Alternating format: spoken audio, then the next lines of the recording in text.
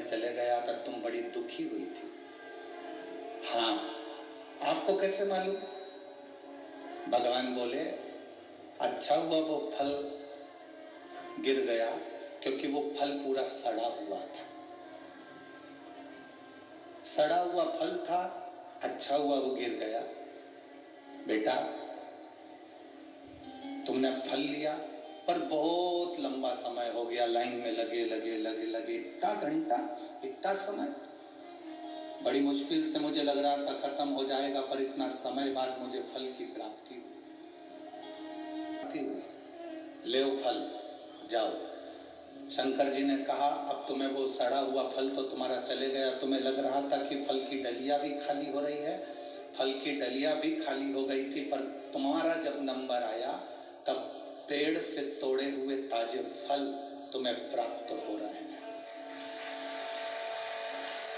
पेड़ से तोड़े हुए कथा हमारे जीवन को दे जाती है। शिव जी की ये कथा कि कभी कभी हमें कुछ अच्छा मिलने वाला होता है, हमारा किसी कंपनी में जॉब लगने वाला होता है, कभी कभी हमारे कहीं अच्छी जगह संबंध होने वाला होता है, कभी कभी ऐसा लगता है कि मेरी बेटी की शादी वहाँ होने वाली है, मेरे बेटे का संबंध वहाँ होने वाला है, कभी कभी लगता है मेरा मकान बनने वाला है, कभी कभी लगता है मेरा ये काम अब चुटकियों में हो जाएगा, 8 दिन में मेरा काम समझ जाएगा, पर वो तुम फिर मेहनत करो।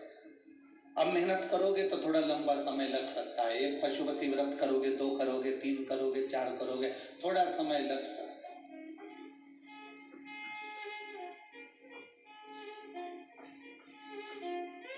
फिर मेहनत करो, और मेहनत करने के बाद जो फल मिलता है फिर वो फल बासी नहीं होता, सड़ा हुआ नहीं होता, वो फल ताजा ही मिलता है।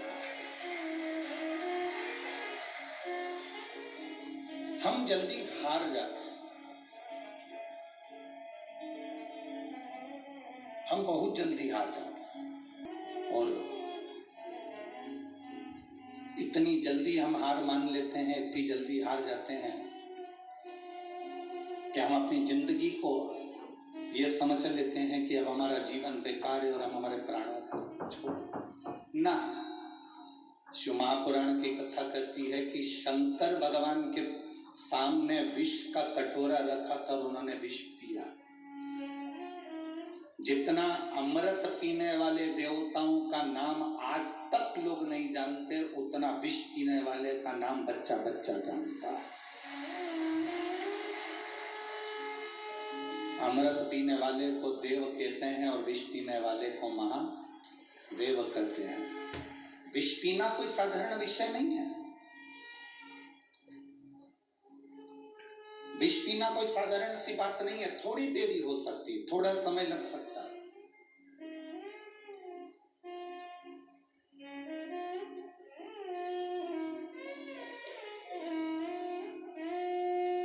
कोई ने तुमसे कह दिया कि दान करो तो पुण्य मिल जाएगा, तुमने दान करा, पंखे की पंखड़ी पे नाम लिख दिया सुशीला बाई,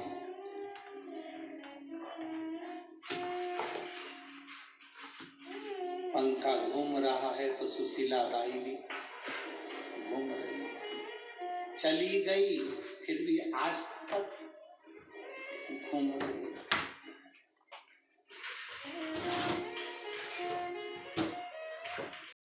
और भोजन करा रहे, और भोजन कराते कराते कह रहे हो क्यों आज तक तुमने कचौड़ी खाई, और तो मैंने खिलाई।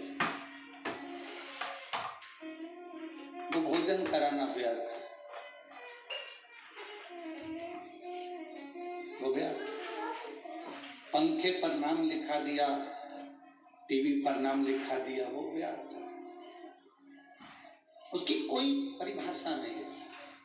यहाँ कथा के मंडप में एक बहन बैठी हुई है, आपके महाराष्ट्र की ही है, हम तो इतना स्मरण उनका गांव नगर का नहीं जानते, पर वो जब भी कुबेरेश्वर धाम आई है तो उसने आने पर, कुबेरेश्वर धाम पर पानी की बड़ी कमी रहती थी, तो वो बहन जब आती थी तब एक बोर करा कर जाती थी। वो यहाँ बैठी हुई, कहाँ है, जरा खड़ी हो, अच्छा इधर है क्या, यहाँ बैठी हुई, तो एक बोर, वो हमेशा एक ही बात कहती थी, गुरुजी अपने धाम में, बाबा के धाम में बोर लग जाए ना तो थोड़ा पानी आ जाए तो शिव को चढ़े, ये कोई लेखनी नहीं, कोई दिखावा नहीं। आज हमारे बंडू भैया, संजय भैया, परवणी वाले सांसद जी भोजन भंडारा करवा रहे हैं। हमने वहां बच्चों को भेजकर पता करा कोई नाम का अनाउंस हो रहा है, कोई अनाउंसमेंट हो रहा है। नहीं गुरु जी, वहां तो सांसद जी कोई अनाउंस नहीं, बस भोजन भंडारा चल रहा है। इतना जरूर कहते हैं कि धीरे धीरे जाओ, आराम से जाओ, भर पेट खाओ और झूठा मत छोड़ो। इसी को भाव करो, इसी को भाव की श्रेष्ठता करो, इसी को भाव की आनंदता करो। और निर्मल मन सो मोहि पावा, मोहि छल छिद्र कपट ना भावा। भगवान को तुम्हारे छल छिद्र और कपट से मतलब नहीं है, वो तुम्हारे भाव से जितना रीझ सकता है उतना रीझता है।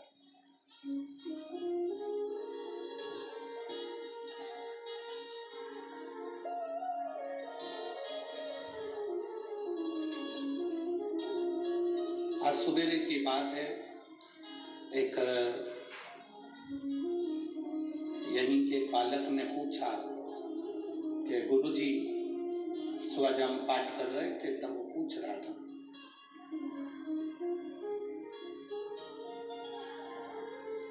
उसने कहा भगवान है, भोलेनाथ जी हैं?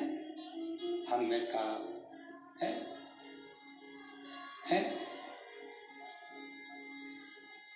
आपने देखा है?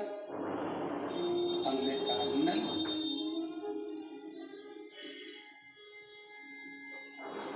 तो फिर आप कैसे कह सकते हैं कि शंकर जी हैं जब आपने देखा ही नहीं है? तो हमने उस बच्चे से कहा तुझ में बुद्धि है? तो वो बोला है। हमने कहा दिखा। जैसे बुद्धि है पर दिखती नहीं है, वो बुद्धि से काम कर सकता है, उसी तरह महादेव है। वो दुनिया का भरण पोषण कर सकता है, वो है। बस हमारे नेत्र हमको इससे चाहिए जिससे वो हमारी पहचान कर सके।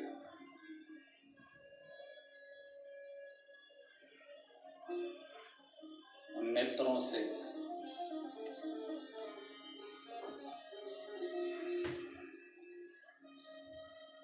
जनाबाई श्री नामदेव जी महाराज की दासी का माता जी करुण और उनके पिता दमा, दोनों के अलग अलग भाव थे। जनाबाई की माता शंकर भगवान को जल चढ़ाए बिना रहती नहीं थी और जनाबाई के पिता दमाजी भगवान हरि विठ्ठल का नाम लिए बिना रहते नहीं थे। जरा विचार करिएगा, आप जरा अपनी बुद्धि में इसका था को जल चढ़ाएंगे। जरूरी नहीं कि तुम्हारे घर के सभी लोग भगवान शिव को मानेंगे, और जरूरी नहीं कि पूरे घर के लोग राम जी को मानेंगे, विठ्ठल को मानेंगे, कृष्ण को मानेंगे, या दुर्गा जी को मानेंगे, या देवता जी को मानेंगे। उसकी जहां रुचि होगी वो उसको मानेगा, उसका जहां भाव होगा वो उसको भजेगा।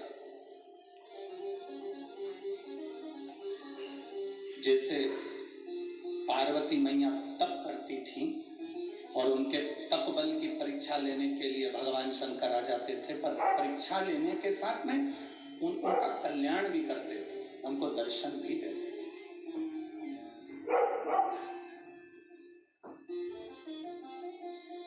उनको दर्शन भी दे रहे।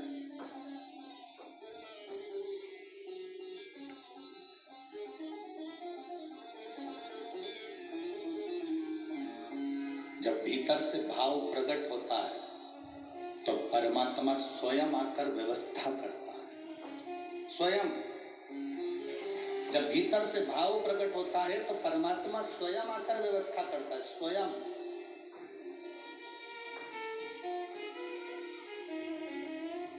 एक लड़की इस पंडाल में बैठी है,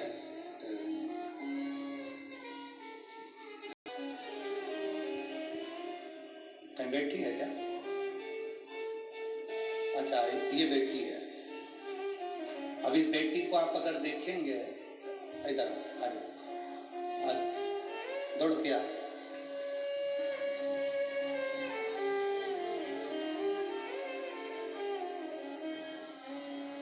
कि ये बहुत बड़ी कथा करा सके या बहुत बड़ा भंडारा करा सके या बहुत बड़ी व्यवस्था कर सके,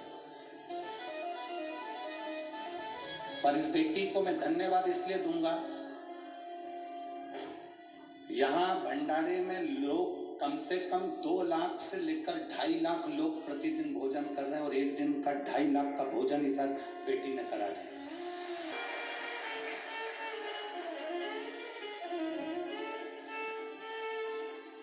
अब इस बेटी की आर्थिक स्थिति ठीक नहीं है, पर विश्वास इतना दृढ़ था,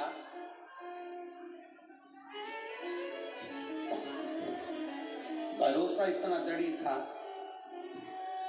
इसने बंडू भैया से कहा, बंडू भैया ने हमारे पास सूचना पहुंचाई संजय बाबू ने कि जादव जी ने कि गुरुजी भंडारा तो चल रहा है, हम तो लाए हैं सब वस्तु, पर इस बेटी का बड़ा मन है, आपका क्या कहना? हमने कहा उसका मन है तो तुम उससे एक दिन का भंडारा। हमने उससे कहा कि उसके पास में धन की कमी हो तो समिति पूरा पूर्ण करे या संजय भैया को। संजय भैया बोले उसने पूरा अनाज लेकर आई है, वो साथ में कथा सुनने आई है, पूरा अनाज।